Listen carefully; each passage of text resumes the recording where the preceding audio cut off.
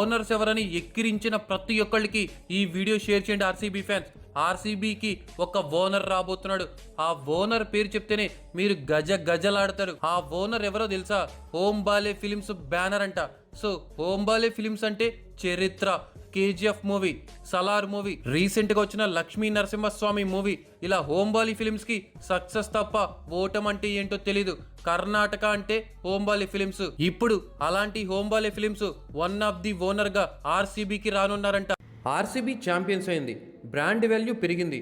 కానీ brand value పెరిగింది, ఇంకా హోప్స్ హైప్స్ ఎక్కువ అవుతాయి అనుకుంటే నెంబర్ 1 ఓనర్స్ చేంజ్ అయిపోతున్నారు. నెంబర్ 2 చిన్నస్వామి స్టేడియంని అవాయిడ్ చేసేస్తున్నారు. నెంబర్ 3 ఆర్సీబీ అనే నామజపం ఇకపై ఆర్సీబీ అని ప్రొనౌన్స్ చేయలేని సిచ్యువేషన్గా మారిపోతుంది. ఎందుకంటే ఆర్సీబీ నేమ్ని మార్చేస్తున్నారు. ఎక్కడైనా ఛాంపియన్స్ అయిన తర్వాత దాని క్రేజు, దాని హైపు, దాని బ్రాండ్ వాల్యూ ఎక్కడైనా వేరే లెవెల్లో వెళ్ళాలి. అదే జరుగుతుంది.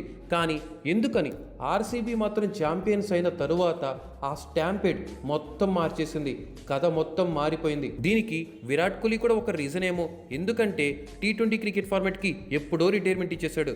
అండ్ అన్ఎక్స్పెక్టెడ్గా టెస్ట్ క్రికెట్ ఫార్మాట్కి రిటైర్మెంట్ ఇచ్చేశాడు. అండ్ ఓడిఐ మ్యాచెస్ ఉన్నప్పుడు మాత్రమే అతను ఇండియా కానీ ఓవర్సీస్ కానీ వెళ్తూ ఉన్నాడు. ఇలా ఓడిఐకి కూడా రిటైర్మెంట్ ఇచ్చేస్తే ఓన్లీ ఐపీఎల్లోనే కనిపిస్తాడు. కానీ ఐపీఎల్లో కూడా కనిపించే ఛాన్సెస్ తక్కువగా ఉన్నాయి. వెరీ సూన్ రిటైర్మెంట్ ఇచ్చేస్తున్నాడు అని వార్తలు కూడా వస్తున్నాయి. అందుకోసమే ఆర్సీబీ ఓనర్స్ అండ్ మొత్తం మారిపోతున్నారు. ఈవెన్ స్పాన్సర్స్ కూడా మారిపోయారు. ఎందుకంటే విరాట్ కోహ్లీ లేకపోతే బ్రాండ్ వాల్యూ పడిపోతుంది. విరాట్ కోహ్లీ లేకపోతే ఆర్సీబీ వ్యూవర్షిప్ తగ్గిపోతుంది. విరాట్ కోహ్లీ లేకపోతే ఆర్సీబీ క్రేజ్ తగ్గిపోతుంది. అందుకనే ఇదంతా ఇలా జరుగుతుంది అని అంటున్నారు. దీనికైతే 1 by 1 క్లారిటీకి చెప్తాను, వినండి. ఐపీఎల్ 2025 క్రికెట్ హిస్టరీలోనే ఎన్నో ఏళ్లుగా ఎదురు చూసిన కళ, ఒక అరుదైన క్షణం. ఆర్సీబీ ఛాంపియన్స్ అయింది. ఆ రోజు బెంగళూరు వీధుల్లో రాత్రంతా fire crackers, celebrations, happy tears. ఫ్యాన్స్కి ఇది కేవలం ఒక ట్రాఫీ కాదు, ఇది ఎన్నో ఏళ్లుగా దాచుకున్న బాధకి వచ్చిన సమాధానం. కానీ ఆ స్టాంపెడ్ జరగటం వల్ల, ఎంతోమంది ప్రాణాలు కోల్పోవటం వల్ల, ఎంతోమంది గాయపడటం వల్ల ఆ రోజు ఈవెంట్ ఆగిపోయింది. అండ్ ఎంతోమంది ప్రాణాలను కోల్పోయిన తర్వాత గవర్నమెంట్ చాలా స్ట్రిక్ట్ యాక్షన్స్ తీసుకుంది. బీసీసీఐ కొత్త రూల్స్ తీసుకొచ్చేసింది. ఇది ఆర్సీబీ ఫ్యాన్స్ మరీ ఎక్కువ వ్యామోహం ఉండటం వల్ల ఇలా జరిగింది. అండ్ స్టాంపెడ్ అని చాలా మార్పులు వచ్చేసాయి. ఆ స్టాంపెడ్ తర్వాత అందరికీ ఒక డౌట్ వచ్చింది, ఛాంపియన్స్ అయ్యారు అయినా కూడా ఓనర్స్ మారుతున్నారు, స్టేడియం చేంజ్ చేస్తున్నారు, ఆర్సీబీ పేరునే ఎందుకు మార్చాలనుకుంటున్నారు అని క్లారిటీకి చెప్తాను, వినండి. Number 1 owners change. అసలు కారణం ఏంటి? ఆర్సీబీ ఛాంపియన్స్ అయిన వెంటనే team value sky rocketing, franchise value double అయింది, బ్రాండ్ వాల్యూ ట్రిబుల్ అయింది. ఈ స్టేజ్ ఒక పెద్ద ఛాంపియన్స్ ఇన్వెస్ట్ చేయడానికి ముందుకు వస్తున్నాయి. అంటే బ్రాండ్ వాల్యూ పెరిగింది. ప్రజెంట్ ఓనర్స్ మెయింటైన్ చేయలేక కొత్త వాళ్ళు మేము ఇన్వెస్ట్ చేస్తామని ముందుకు వస్తున్నాయి. అందుకని ఓనర్స్ మారుతున్నారు. అంతేకాని ఓనర్స్ ఆర్సీబీని వదిలేసుకోవట్లేదు. అండ్ అలాగే కొన్నిసార్లు కొత్త ఓనర్స్ రావటం అంటే కొత్త ఇన్వెస్ట్మెంట్స్, కొత్త ఫెసిలిటీస్, కొత్త టెక్నాలజీ, కొత్త ట్రైనింగ్ మెథడ్. ఇది టీంని వదిలేయటం కాదు, టీంని నెక్స్ట్ లెవెల్లోకి తీసుకెళ్ళటం అని అంటారు. ఇంకా ఆర్సీబీ ఫ్యూచర్లో మరింత సెక్యూర్ కావడం కోసం తీసుకున్న స్టెప్ ఇది.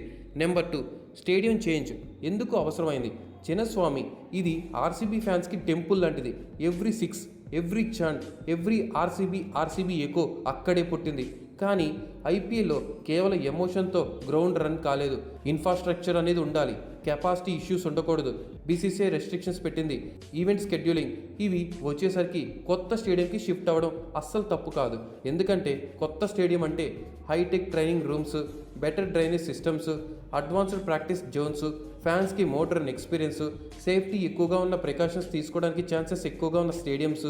అండ్ అలాగే ఇది చిన్నస్వామి స్టేడియంని వదిలేయటం కాదు, ఆర్సీబీ గ్రోత్ కోసం తీసుకున్న నెక్స్ట్ స్టెప్గా భావించాలి. Number 3 team name change debate ఎందుకు అనుకుంటున్నారు? ఈ పాయింట్ ఫ్యాన్స్ని ఎక్కువగా హర్ట్ చేస్తుంది. ఛాంపియన్స్ అయ్యాక నేమ్ చేంజ్ ఎందుకు? సింపుల్ లాజిక్ మావా. కొత్త ఓనర్స్ వచ్చినప్పుడు న్యూ బ్రాండ్ ఐడెంటిటీ సృష్టించుకోవాలనుకుంటారు.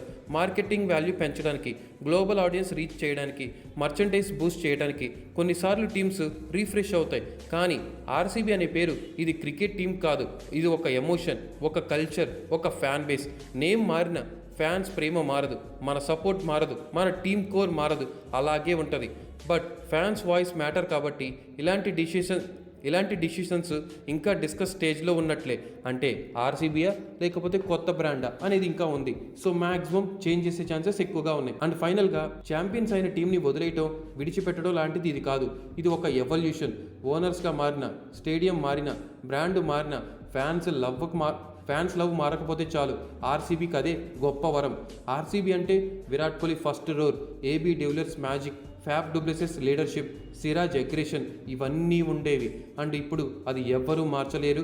ఎవరున్నా ఎవరు లేకున్నా విరాట్ కోహ్లీ ఉంటే చాలు అన్నట్టుగా మారిపోయింది.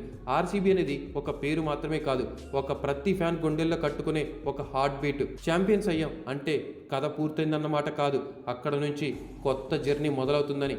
నేమ్ మారచ్చు, కలర్ మారచ్చు, కానీ ఆర్సీబీ ఫ్యాన్స్ ఎమోషన్ మాత్రం ఎప్పటికీ మారదు. అది తెలుసుకుంటే చాలు. ఆర్సీబీ గ్రౌండ్ మారుతుంది పక్కాగా.